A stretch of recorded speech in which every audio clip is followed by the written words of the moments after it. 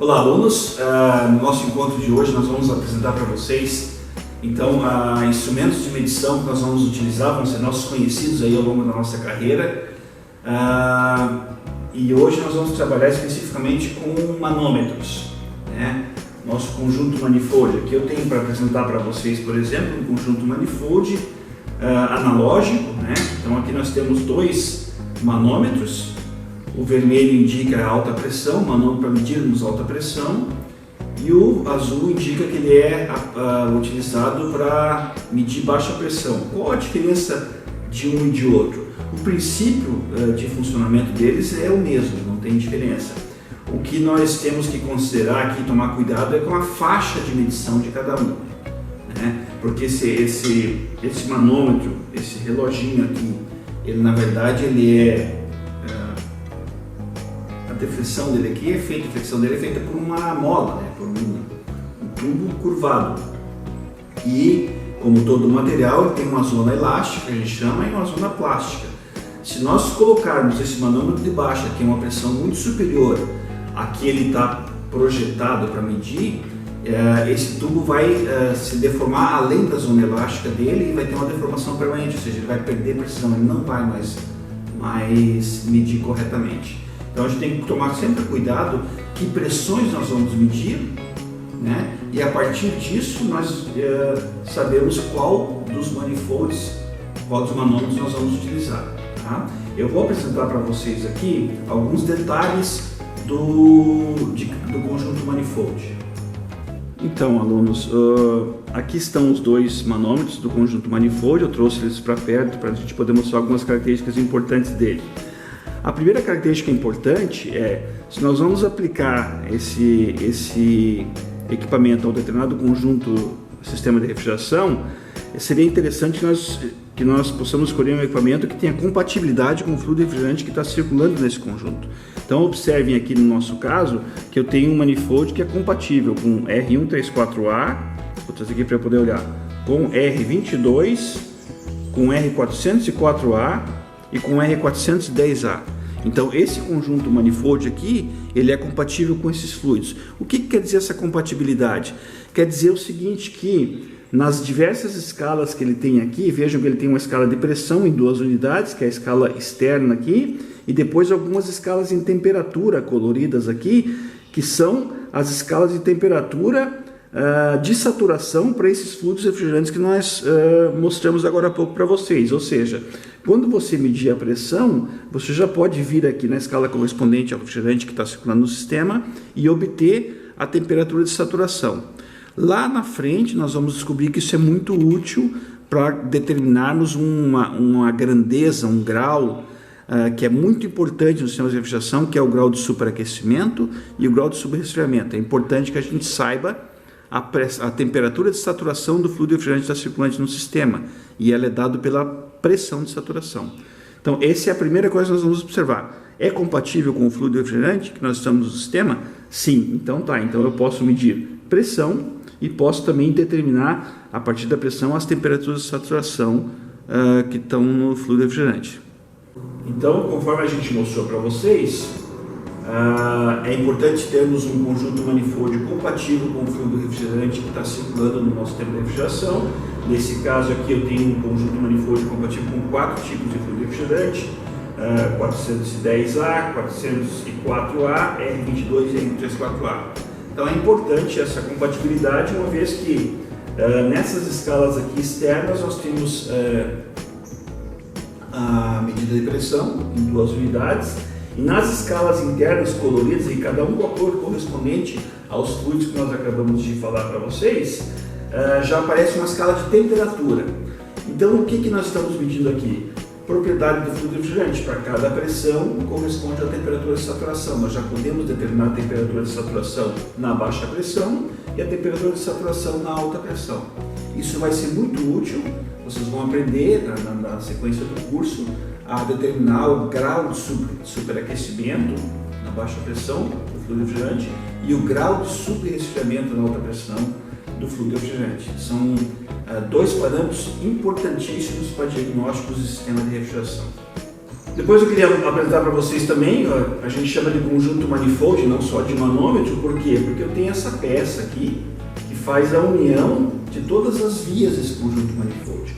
Vejam que na de alta pressão eu tenho uma conexão com o registro que faz a comunicação desse lado de alta pressão com o restante das outras vias, né? Na baixa pressão eu tenho esse outro registro que faz a comunicação da mangueira de baixa pressão, também azul, com as outras vias. E eu tenho aqui uma mangueira amarela na conexão central. Essa mangueira aqui é a mangueira que a gente chama de mangueira de serviço, onde eu vou engatar em algum equipamento que eu esteja utilizando naquele momento, por exemplo, uma bomba de vácuo ou uma garrafa de fluido refrigerante. Então, da mangueira de serviço, eu tenho comunicação para um lado, para outro lado ou para os dois. Então, é sempre importante no manuseio do manifold a gente ter esse cuidado para deixar esses registros posicionados de acordo com a operação que eu quero executar, totalmente fechado, um deles aberto, outro fechado e assim sucessivamente. Para a medição de pressão, não precisa estar aberto, porque se estiver aberto eu vou estar medindo alguma coisa média entre os dois pontos. Eu fecho o registro e aí o manômetro de alta mede a pressão de alta, o manômetro de baixa mede a pressão de baixa. Agora eu vou demonstrar para vocês uma leitura de pressão nessa garrafa de fluido refrigerante aqui. É uma garrafa de R410A, então eu já vou mostrar para vocês a pressão que está no interior da garrafa, que é a pressão de saturação, porque aqui dentro eu tenho líquido e vapor coexistindo ao mesmo tempo. E já vou dizer para vocês também a temperatura de saturação desse gás, como está na temperatura ambiente, não está ligado no sistema de refrigeração, é a temperatura ambiente. Tá?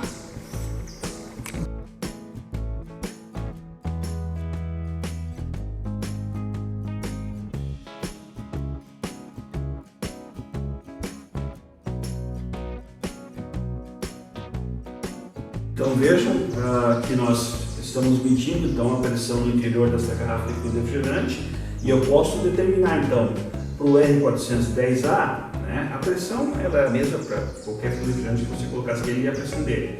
Mas eu tenho aqui então em PSI, eu tenho 200 PSI, a temperatura de saturação correspondente a essa pressão para o R410A, que na minha escala aqui é o azulzinho, eu posso garantir para o senhor que nós temos aqui, coisinha mais precisa, em torno de 20 graus, que a temperatura de saturação dele é equivalente à temperatura ambiente que nós estamos hoje no laboratório. Tá? Então nós fizemos aqui a medição, o refrigerante é o R410A, nós podemos verificar aqui que a pressão que nós temos nesse momento é de 200 PSI. Se eu, aproveitando a escala de temperaturas correspondente ao fluido R400A aqui, for procurar a temperatura de saturação da garrafa de refrigerante, eu vou encontrar 20 graus de saturação que eu posso ler aqui. Para a gente confirmar, aqui nós temos o aplicativo Toolbox, uma empresa fabricante de compressores aqui de Santa Catarina, Embraco, que ele me dá então, se eu colocar 200 PSI para o fluido R410A, ele vai dizer que a temperatura que eu deveria esperar para a saturação é de 20,8 graus. Então vocês vejam que é preciso, razoavelmente preciso a nossa medição. Aqui eu tenho para apresentar para vocês um conjunto manifold digital.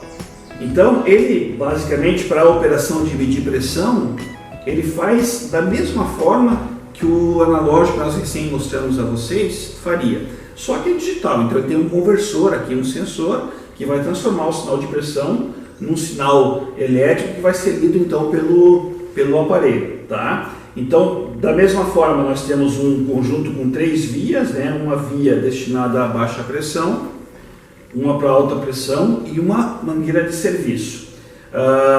Esse aparelho tem algumas funções, né? O equipamento eletrônico ele te permite algumas funções que o mecânico não apresenta. E eu vou então demonstrar para vocês algumas delas nesse momento. Vou apresentar para vocês então o conjunto manifold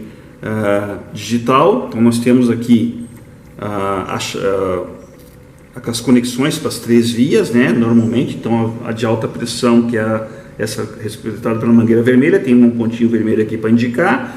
Tem a de serviço, mangueira amarela, e tem a de baixa pressão, mangueira azul, tem um pontinho azul para indicar. Aqui estão os registros, né, que nós podemos fechar e abrir essas conexões para dar comunicação desse lado com os outros, né. E nós temos aqui então o painel com as possibilidades de seleção do instrumento. Eu vou apresentar para vocês aqui, ligar. Observem que eu tenho então as leituras de pressão de alta está aqui, leitura de pressão de baixa pressão está aqui, como não tem nada conectado, então está dando 0. Tem as unidades aqui, nesse caso aqui eu estou lendo em bar, e eu posso alterar essas unidades para quilopascal, megapascal e PSI, né? Aqui eu tenho a temperatura do lado de alta pressão medida no termômetro. Então veja que aqui eu teria a pressão de saturação e vai corresponder, como a gente já aprendeu lá, uma temperatura de saturação. Esse instrumento ele permite, através desse sensor, colocar na tubulação de alta do sistema, e eu já vou ter a temperatura real na tubulação de alta. Da mesma forma para a tubulação de baixa. Como eu não conectei nada, então não está lendo nada, mas nós vamos apresentar para vocês em seguida. Voltando a falar de pressão, então, observe que eu posso selecionar o fluido refrigerante que eu vou trabalhar. Nós estamos com a garrafa de R410A aqui, então eu selecionei R410A, mas eu posso selecionar, por exemplo, aqui eu tenho 134, tenho R404, e retornando aqui nós estamos no 410A. Vou executar novamente a mesma medida que nós executamos com o manômetro analógico.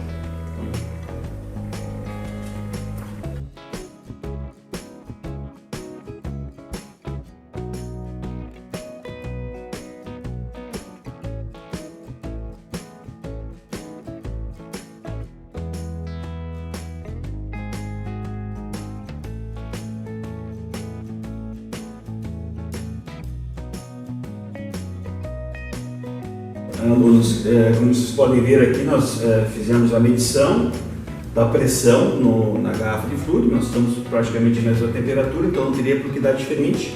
Eu tenho um pouco mais de precisão aqui. Ele está me dizendo que nessa garrafa eu tenho 202,8 PSI, e eu conectei o sensor de temperatura no ambiente e ele está me dando a temperatura de 23,3 graus. Uma pequena variação na temperatura aqui, mas essa temperatura aqui, na verdade, corresponde, nesse caso, como eu estou com ele na garrafa, né, medido na garrafa, ou no ambiente aqui, ele corresponde à pressão de saturação do fluido refrigerante. Só para demonstrar que é a mesma pressão para vocês.